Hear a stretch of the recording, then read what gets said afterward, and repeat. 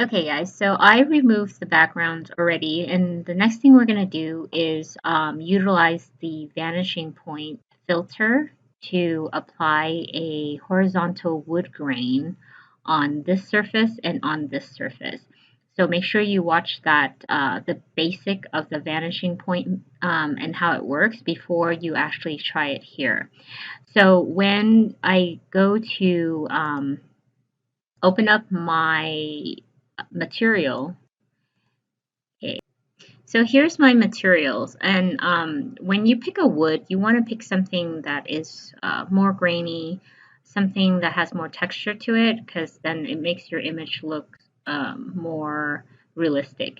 And in this case, I only have a small sample, and what I'm going to do is I'm actually going to copy it to produce more. So I'm going to uh, Control A, first unlock the layer, and press control and click on here, and that will click your image. So you want to press control and click on the layer, control C. I want to open a new file, and I'm just going to say 11.5. I'm going to say inches. So 11.5. Okay. And I'm going to paste it onto here, and I'm going to move it. And because it is wood, you can stretch the image without holding the proportion. So if you press Control T to transform, Control T is shorthand for transforming the image. If you drag, you can see that it still keeps the proportion. If I wanted to distort this, I would have to press down on Shift and then drag, and that allows me to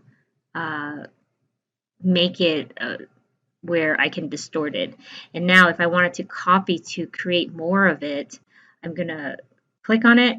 First I gotta finish out this command, enter to finish, and then select it again by going to the layer, press control and then click, control C, control V to copy. And if I drag it, you can see that I made a copy of it. And usually when I make a copy, I want to pick a point where you can't really see the seam line, and we're going to talk more about seam lines later. And then I'm going to do it again, Control C, Control V again, because I need one more to fill up this page. As you can see, now I multiplied it, or I copied several times to create a larger image. Next, I need to merge the layers because I don't want 3 separate layers. So now I'm going to go to Layer, and this is a warning. Once you merge the layer, you cannot go back. So make sure that this is what you want. So I'm going to, flatten the image. Merging the layers is a little bit different. We'll talk more about that in a bit. So this is flattening the image. I'm flattening it, and now it's into one image. Now I'm going to select this.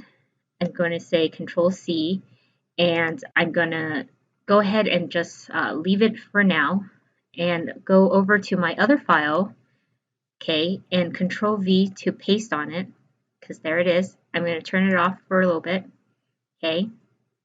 Next, I'm going to go into my vanishing point filter.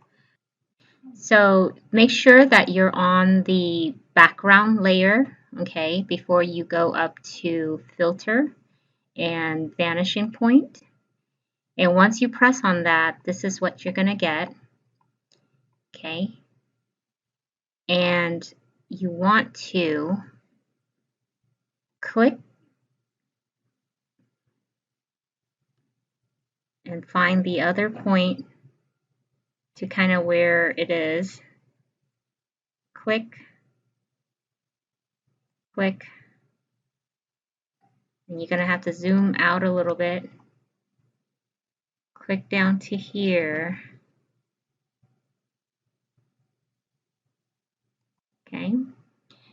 And the previous video will tell you, if your grid is blue, then it means this. If it's red, then it means that. So make sure that you watch that video and you will understand what these colors mean.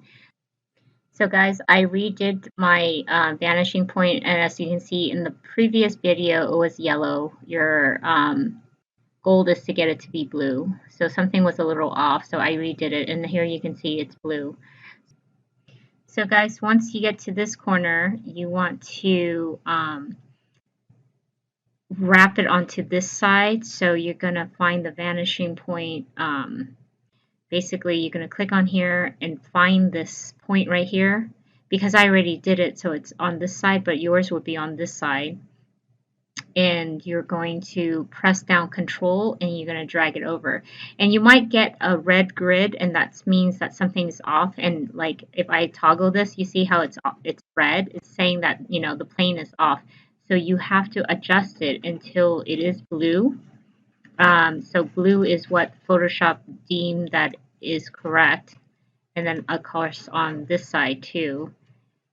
So you're going to adjust it and make sure that it's blue. And once you get it to be blue, then press OK.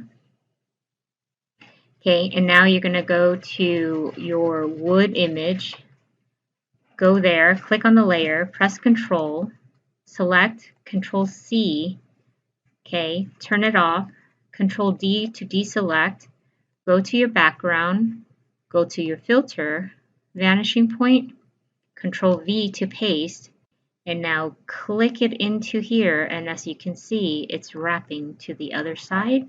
Once you get it to where you want, you might have to make your wood image longer if it's not long enough. If that's the case, you're going to press Control T as in transform, and you're going to toggle it to make it longer. Okay, and then enter to activate it. And there you have it. Now, I know that it's covering the chair. You don't have to worry about that right now. We're going to Photoshop and basically wipe out the image to make a layering system. And I'll discuss that more in a bit.